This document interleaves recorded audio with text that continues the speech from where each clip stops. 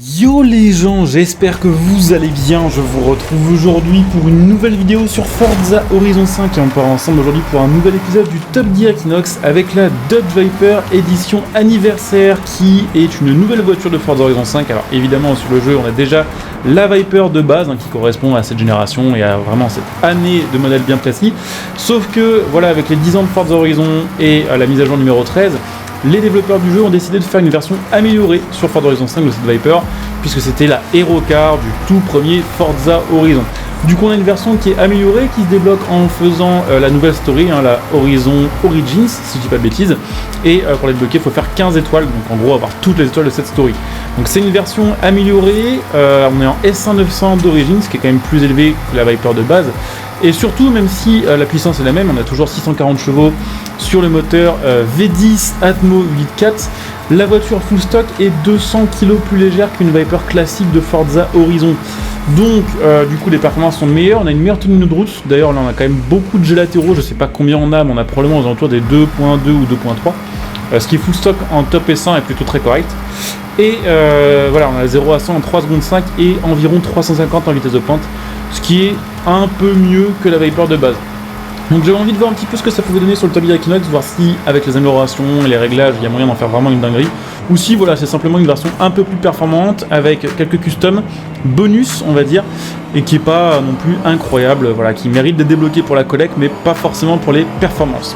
Alors juste modifier un truc, je me rends compte que j'ai pas mis le chrono d'afficher, c'est temps, autour et position. Voilà, on va se mettre ça histoire de voir un peu où on en est niveau chrono avant cette petite ligne droite.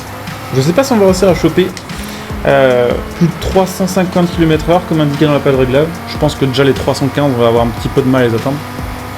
Mais oui, je vous disais quelques customisations de bonus puisque cette voiture là a un kit carrosserie particulier que vous ne pouvez installer que sur cette Viper. Et on a aussi des roues et des jantes modifiées avec des pneus édition Forza. Ce qui, on va dire, au final, l'attirail classique d'une voiture édition Forza de Forza Horizon 5. Mais avec en plus un petit sticker sur le pare-brise pour l'édition, voilà, 10e anniversaire. Ce qui est plutôt cool. J'aimerais bien d'ailleurs que ce genre de custom soit rendu possible sur les autres véhicules du jeu, puisque il me semble qu'actuellement sur Horizon 5, on peut pas mettre des stickers sur toutes les fenêtres de toutes les voitures. Ce qui est un petit peu dommage, puisque la preuve c'est faisable et ça marche plutôt pas mal, il n'y a pas de bug quoi. Et sur Horizon 4, on avait une autre voiture qui avait ce genre de petites features, c'était la McLaren Owen Edition, qui était une voiture unique, une voiture ultra rare. Je vous laisse évidemment aller checker la vidéo que j'avais fait à l'époque dessus si vous voulez plus d'infos sur cette casse qui est vraiment normalement une voiture à un seul exemplaire sur Forza Horizon quoi. Et c'est pareil, celle-ci avait des customs dont des stickers sur le pare-brise. Donc si ça marche pour deux voitures, j'ai envie de dire ça devrait marcher pour toutes les voitures. Et même si personnellement je suis pas trop du genre à mettre des stickers sur toutes mes voitures, pour ceux qui souhaitent le faire, ce serait quand même cool qu'on puisse. Alors, peut-être que ça arrivera un jour. Là on sait déjà qu'avec la prochaine mise à jour on va avoir des nouvelles customs comme par exemple les kits Rocket Bunny. La mise à jour d'avant on a eu 2 kits carrosserie, là on a eu 22 nouvelles jantes aussi. Donc peut-être qu'à force de rajouter des customs et à force de travailler sur ce point là, qui est peut-être un des points faibles de ce Forza Horizon, peut-être qu'on va finir par avoir des customs plus poussés et aussi de nouvelles features de custom, on va dire ça comme ça. Donc voilà, bientôt arrivé pour ce premier essai, après évidemment on la testera avec les améliorations et un réglage, puisque là la voiture est vraiment full stock, c'est une édition anniversaire mais je veux dire j'ai rien modifié dessus, aucun réglage de modifié ni aucune amélioration. Et on fait un petit 3 minutes 31 et des poussières. Alors voyons voir, niveau chrono, ça nous met aux alentours d'une GT Edition OPI. On fait même un tout petit peu moins bien, il me semble que la GT Edition OPI était aussi en top S1 900. Et on est par exemple devant la MT900 GT3. Mais on est juste derrière aussi la SF90 Stradale. Alors, voyons voir un petit peu les améliorations disponibles sur cette voiture. Alors je vous le disais, normalement il y a un kit carrosserie. Alors où est-ce qu'ils l'ont foutu par contre? Est-ce que... alors voilà, en fait pour le poser c'est tout ça, d'accord, ok, donc au moins ce sera le kit Forza, ce qui veut dire que techniquement on aura des perfs améliorés. Kit qui est assez stylé et qui est beaucoup plus cool que la plupart des kits Forza habituels. On a une lame avant qui est cool, une lame arrière aussi. Bon, l'aileron il est toujours trop gros pour moi, mais voilà, au moins on a une custom un petit peu différente. On aura un swap à tester dessus, mais on a déjà, on va dire, la voiture à tester sans swap et sans les 4 roues motrices, avec juste les améliorations de base. Et ça promet, hein. On est déjà en S2 240, on a vraiment pas tout amélioré pour le moment. Donc ça va peut-être une voiture, une voiture qui va monter en X, peut-être en top S2, on va voir. Hâte de voir aussi ce que le kit carrosserie va modifier en termes de perf. Alors par contre, ouais, je pensais vraiment que ce serait un kit complet, comme parfois ils le font sur Forza, où vous avez vraiment genre tout le truc qui est en une pièce.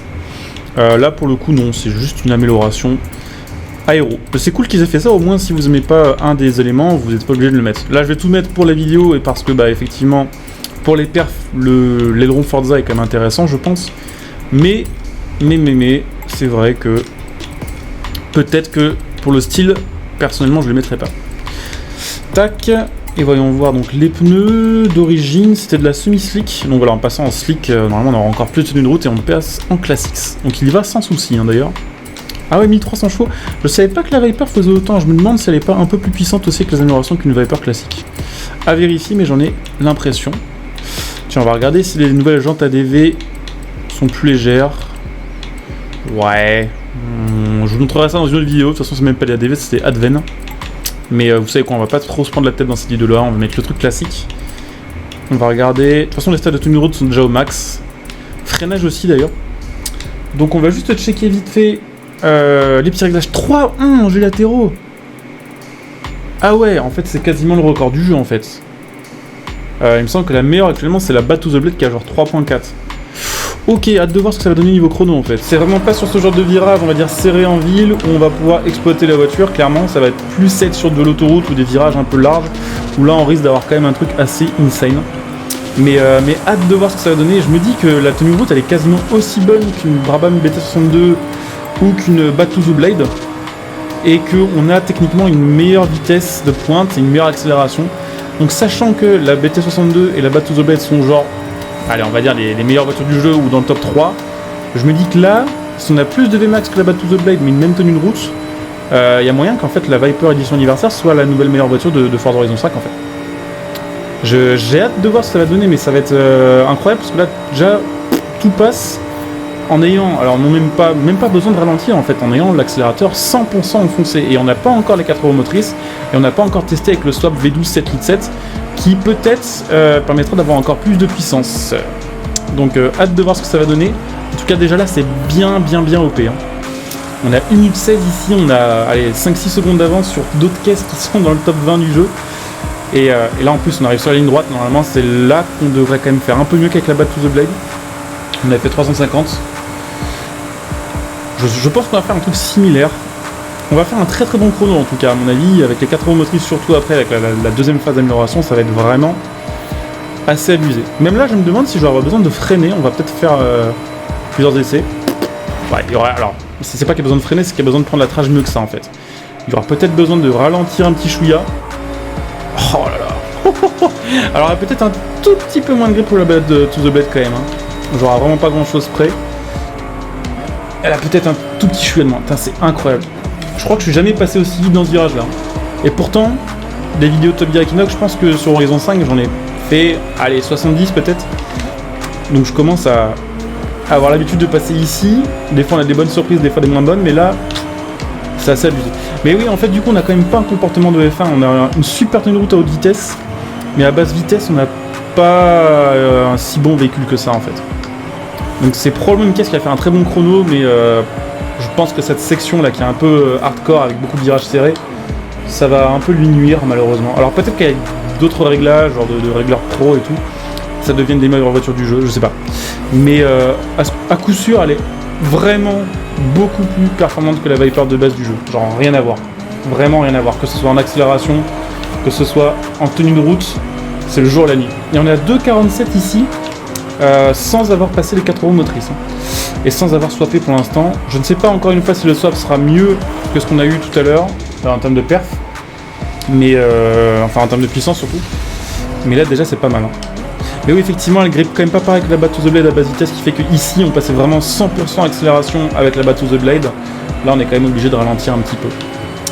Mais on va faire 3.04, 3.05 comme chrono. Ce qui fait qu'en fait on n'est même pas dans le top 10. Putain, sérieux, je pensais qu'on allait être dedans vu les perfs complètement mongolisés de la bagnole. Mais en fait non. Alors après, en fait, on a testé tellement de voitures cheatées que c'est compliqué de rentrer dans le top 10. Il nous reste évidemment encore une phase à tester. Mais on est quand même devant la Venom F5 qui pourtant avait 450 km/h vitesse max. Donc assez incroyable.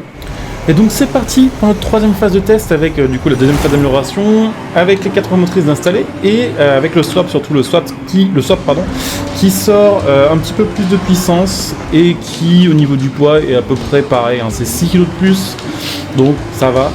Et surtout voilà les 4 roues motrices, ce qui va je pense nous permettre d'améliorer quand même beaucoup notre chrono, puisque pour tous les démarrages, pour les reprises, les virages serrés, on va pouvoir direct rebombarder. Là où avec tout à l'heure la propulsion c'était pas possible, il fallait doser parce que 1300 chevaux c'était juste trop. Par contre voilà, forcément 4 roues motrices ça crée un tout petit peu de sous-virage et ça rend la voiture un peu plus lourde. Ce qui peut-être se verra au niveau du gameplay, mais ce qui se sent surtout dans la manette, hein, ça réagit pas tout à fait pareil. Mais on a plus de Vmax aussi d'ailleurs avec ce moteur, on va dire à puissance équivalente à peu près. On devrait choper allez 5 ou 6 km/h de plus. Qui va jouer sur le chrono. Je pense qu'on peut améliorer le chrono de 5 ou 6 secondes. Je pense pas que ce sera une voiture qui va vraiment être dans le top 3, ni même dans le top 5 des chronos, mais c'est une caisse qui va dans le top 10, je pense, quasiment à coup sûr, et qui, probablement en tout cas, est largement meilleure que n'importe quel Viper du jeu. Ça, y a juste pas photo, c'est vraiment un autre délire.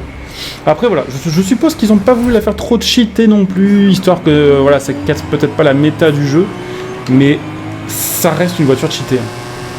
Dans le sens où elle est vraiment bonne dans tout, quoi. Elle est bonne en accélération, elle est bonne en Vmax. Alors c'est correct, quoi, 360, et si vous mettez un réglage full Vmax, elle a plus de 400.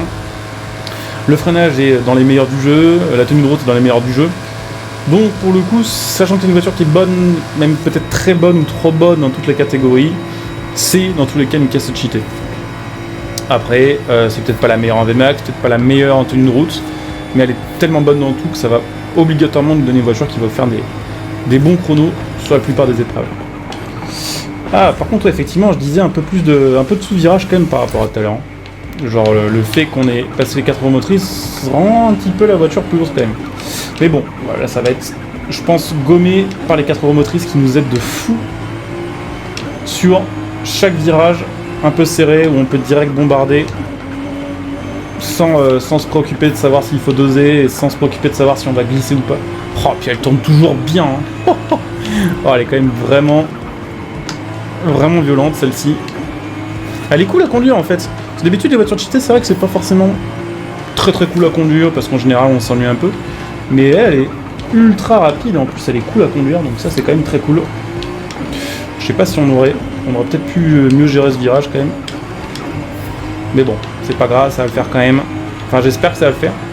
On a probablement 5 ou 6 secondes d'avance au chrono par rapport à tout à l'heure avant la pause des 4 roues motrices et le swap. Donc, si tout se passe bien, là on réussira à rentrer dans le top 10. Hein. Top 10 des voitures vraiment full.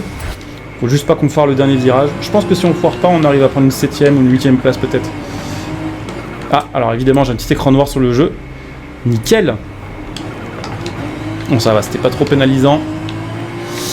Ouais, il y a moyen. Il y a moyen en tout cas de passer sous les 3 minutes, ça c'est sûr. Et peut-être de la rentrer dans le top 10. 2,57, 151. Qu'est-ce que ça donne niveau chrono? On est dans le top 10. À pas grand chose près, ouais, on vient d'éloger la Mosler MT900 GT3. On aurait pu faire un chrono, je pense, un chouïa meilleur. On aurait peut-être pu gratter un tout petit peu dans le dernier virage, là où j'ai l'écran noir, j'ai pas fait de rewind. Mais bon, vous voyez le délire dans tous les cas. Celle qui est juste devant elle, la 9ème place du classement, c'est l'Ultima qui lui met 3 secondes d'avance. Là, il y aurait quand même pas 3 secondes d'écart, même si on avait mieux géré le virage de fin. Donc, vraiment une très bonne voiture, vraiment cheatée, surtout en comparaison de la Viper normale. Après, c'est pas vraiment la meilleure voiture du jeu non plus, et clairement je vous invite à aller voir le classement que j'ai fait assez récemment. Je vous ai fait un top 10 des voitures les plus cheatées de Forza Horizon 5 avec vraiment un rappel de toutes les meilleures caisses du jeu. N'hésitez pas à aller le checker, ce petit top là, puisque vraiment il y aura tous les résultats, même si aussi ils seront évidemment présents sous forme d'images, on va dire ça comme ça, à la fin de cette vidéo. Donc on va arriver justement à la fin de cette vidéo qui j'espère vous aura plu. N'hésitez pas si c'est le cas à laisser un like, commenter, partager, vous abonner. Pensez évidemment à venir me follow sur Twitch pour les prochains lives, hein. La chaîne Twitch est en description et en commentaire, donc pensez à venir follow. Si vous avez Amazon Prime, pensez à utiliser votre Twitch Prime sur la chaîne Twitch, ce qui permettra de me soutenir gratuitement et surtout profiter de plein de petits bonus. Vous pouvez me retrouver sur les réseaux sociaux, notamment sur Twitter, là où je suis présent. Vous pouvez me soutenir gratuitement aussi, évidemment, en faisant vos achats à prix réduit, les liens de soutien sous cette vidéo. Mon lien Instant Gaming que vous pouvez utiliser pour acheter vos jeux, vos cartes d'abonnement et vos DLC à prix réduit. Mon lien Matal.net pour acheter vos configs PC. Et puis pour ceux qui soutenir la chaîne sur le long terme, évidemment, le bouton rejoindre cette vidéo. Vous pouvez devenir un soutien de la chaîne via ce bouton et profiter de plein de bonus aussi selon les rangs que vous choisirez. Donc je coupe ici, je vous dis à très bientôt. Bon jeu à tous, ciao.